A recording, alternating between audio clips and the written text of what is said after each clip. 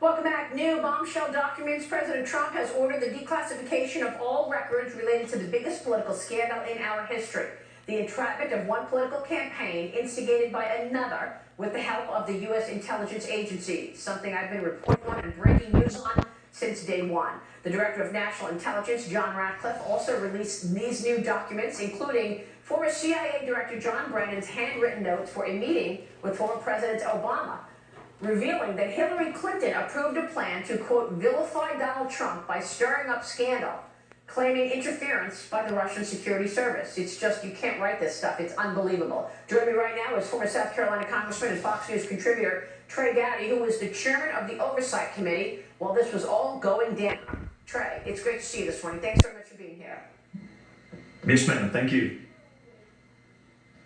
It's pretty extraordinary. What's your reaction to these declassified notes that show that it was actually Hillary Clinton's plan to tie Trump to Russia? After all of those years when you tried to get documents from the FBI as a sitting chairman of a major intelligence committee, the Oversight Committee, and you kept hitting brick walls.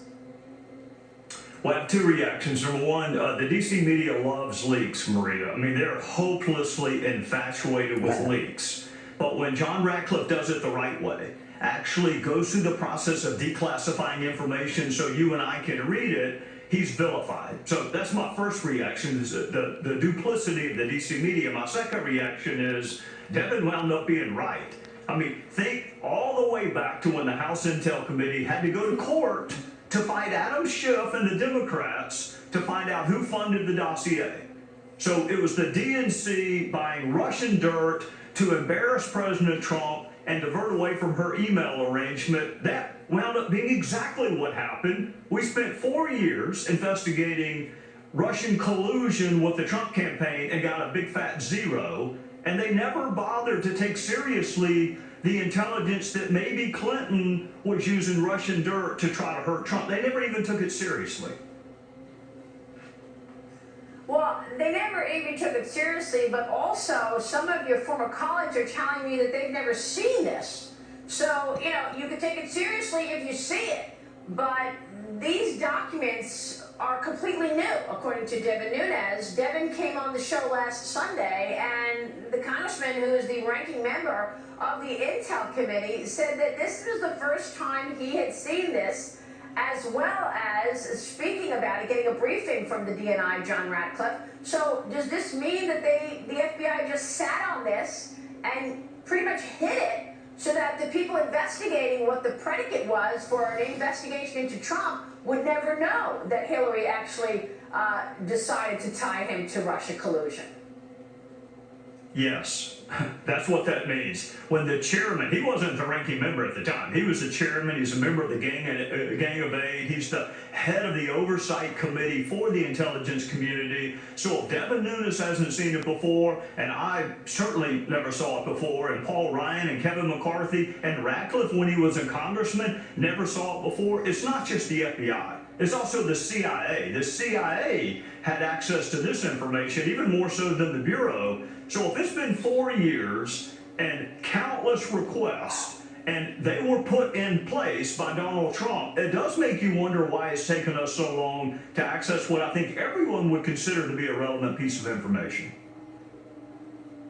Yeah, I'd say this, as my sources have told me, that Gina Haspel is stopping this declassification so that she can keep these documents under lid. I mean, Gina Haspel was running the CIA in London during the time of this entrapment. Why is she pushing for Ratcliffe to not declassify anything more? Is it just because she's embarrassed that the CIA will look like it was complicit while John Brennan was all over TV in the last 3 years saying that President Trump had committed treason, even though he knew of the same intelligence that he got, that he saw that it was Hillary Clinton's idea?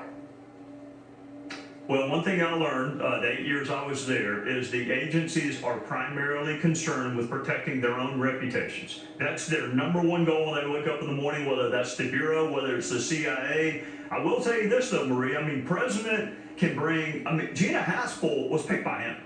So the president can bring Gina Haspel and Johnny Ratcliffe and Bill Barr into his office this afternoon and say, okay, You don't think it should be declassified. You do.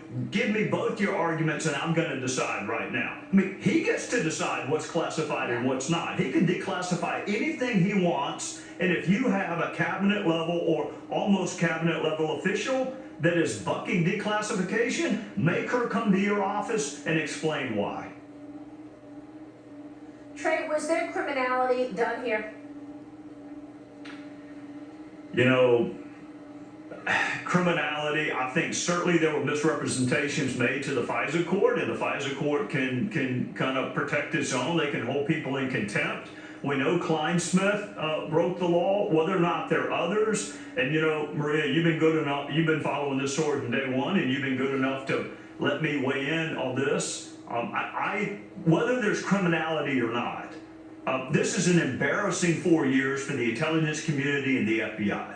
And there should be consequences, whether that means an indictment. You know, I've never thought indictment was the only way to mete out consequences. I think doing a bad job and losing your job and being not meeting your fellow citizens' expectations, those are all consequences of malfeasance also. I'm waiting just like you on John Durham to hopefully write the final definitive accounting of what happened and when it happened. And until then, if there are no more indictments, Maria, they still did a lousy job, whether there's an indictment or not. Yeah. And as I've reported, I'm hearing that there is going to be no interim report by John Durham before the election and unlikely to see any indictments. But these declassified documents point right to the Obama administration officials for knowing that Hillary Clinton had this plan and the intelligence agencies getting weaponized. The only answer from the Obama camp that we have is from Valerie Jarrett when I interviewed her here just a couple of weeks ago. Listen to this. So I ask you, did President Obama direct any of this?